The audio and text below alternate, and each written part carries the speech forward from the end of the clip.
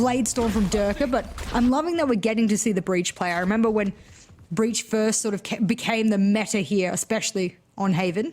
Everyone was playing as much, especially if we think about the Gravwell down A long with a Breach flash. I mean, everyone was doing it. Everyone thought that that was the prime way to play, and it's clear that both of these teams now think it's going to be one of the key parts of their composition. Durka moves on up. Just one for him. Leo able to come away with a double. Coldamenta getting involved as well. Coldamenta doubles up and sets up the platform for Russ's headshot. Thrifty round is Guild. Take two now. Blaze, that was not the best showing. I think people would say that that was a close showing, but they still did walk away with a loss in that. And this A-Long has been hotly contested. Who's the better sniper? Well, Safe, he misses his opportunity, and with the Marshal in hand, he had to have hit that head, otherwise it's too little too late. Yeah, Fnatic slowing this one down now. They don't want to get caught in the same situation as they did in the last round. They learned the lesson. Putting a bit more pressure in towards B, but it is all on Safe right now to try and find the opening. A missed shot. Unorthodox to see Safe miss those. Magnum has taken his own life. He's out of play. He's been picked out from B. And now Boaster trying to wrap around and take some control for his team. He'll send his fault line in just to try and keep them back and garner some control that allows them to pick up that drop weapon and get back in behind cover. Not without taking damage though. It's all about getting the plant here for Fnatic, and Boaster's done exactly that. But can they hold on to it, Jess? They are down with lower weapons and now they've lost another player. Defensive lockdown coming in, gets destroyed at the last second. Of course, that Cosmic Divide will rain as well. What an expensive round on both halves of it. And well, that's where you keep your weapon out. Running with your knife is only good when you're not expecting an engagement, and while Boaster falls, that's another good round here from Guild. And I think the importance of that is that we've seen a trend from Fnatic, something for us to monitor as the rounds go on. Well, Safe. Going to be looking again for this long pick. He's gone there time and time again, trying to open things up, but this time you won't be seeing much. Fnatic are going elsewhere. In fact, they're looking at the C site right now as the tantalizing prospect. They're going to deal with a lot of players here. Here comes the Rolling Thunder out from the defensive side of Guild. They've sent it into the right position. This stifled Fnatic is actually giving the garage back to Guild. So Fnatic right now have lost an essential part of the map control if they wanted to go for the C split, and they've got to slow it right down. Luckily, they've got time to play with here at a minute. You'd also see that Safe is all the way over towards A-Long again, still holding on to that angle. If he wanted to, I wouldn't say it's optimal with the operator in hand, but he could come sneaking up behind, and it's really only Brave that's checking out on the flank at the moment. No really utility to hold off on the flank. This is something that Guild could work with instead. They're taking these front-on fights, and as a result now, popping out the Hunter's Fury doesn't really get much for it, but Mystic on the other side will get his own. 30 seconds left. Here we go, spike down. And given an opportunity now for Shafe to show us his skills. We don't want to see him play safe, we want to see him play absolutely monstrous. He saw a player, and as another Cosmic Divide comes out, Trex, he goes nuclear, he's on site, no weapons, no bullets left. And he will take out Boaster, pulls out the pistol, and we have asked to see the prowess of Guild on their retakes. They are happy to let Fnatic plant round after round. A player like Trex, we know this team has so much individual firepower that could go toe-to-toe with Fnatic. And this game is starting to heat up. It's starting to turn into that matchup we expected, right? To be so close, so back and forth. A lot of the messy rounds coming through because you just have so much firepower available. They are inevitable. And Boaster said you're playing against the big boys now. Well, Guild's certainly showing that they can handle that. Brave sending his drone to the garage. Here comes the lockdown in, and oh, Leo. He's actually been able to take out Brave early.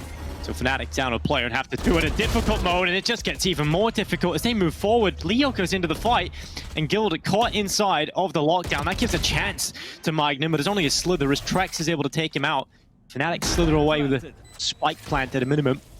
And there's still so much to do in this round, and Fnatic will try and do as much damage as they can. Of course, with this game being so back and forth, the economy hasn't grown for Guild, and now Mystic just lets them dive on by. It's one, it should have been too clean.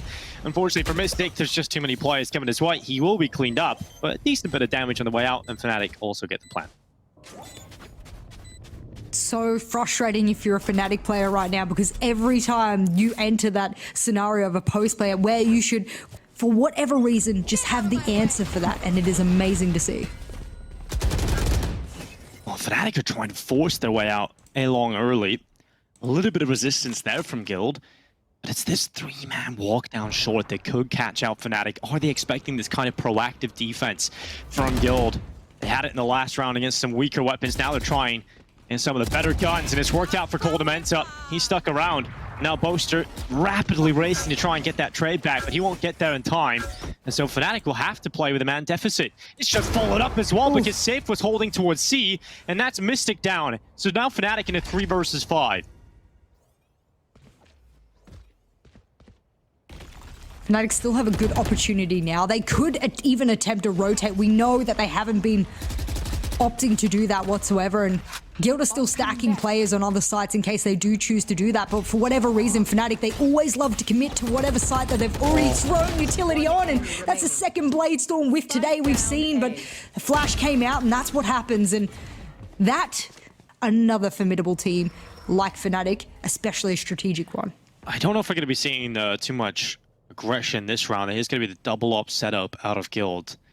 Expensive to run this, and Safe is going to drop back, gets caught, and now Fnatic sending their forces heavy towards C. 3-player start here at long. Coldamenta's came in with the first kill again, but it's a Rolling Thunder being sent out by Boaster. He's been able to remove Coldamenta with the Aftershock, and he's now taken to the site. So Fnatic looking to get that spike down. It is the flank play you have to be aware of inside of B right now. Durka, are they reading this? They will. They start to turn towards him. At least one for Durka, but here comes the Rolling Thunder on the other side of things to try and get Guild back in for the retake. A 3 versus 2 make it done because Guild are just so clinical on the retake.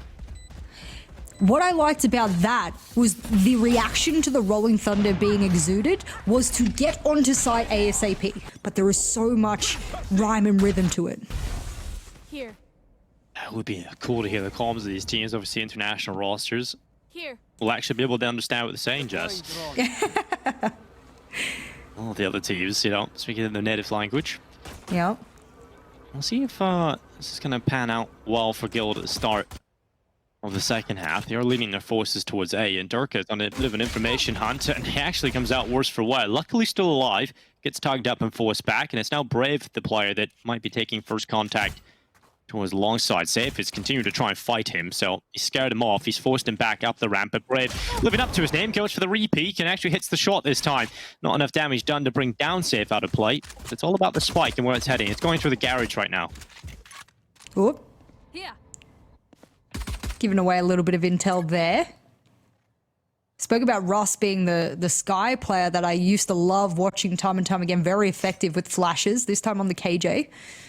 I haven't seen him have a huge impact thus far, but again, a lot of the impact for the supportive players throughout all of today has been util, has been the ability to play off other teammates. Let us not forget that Guild's best side on Haven is their attacking side, and they've already done fabulously on their defense. A big kill from Durka.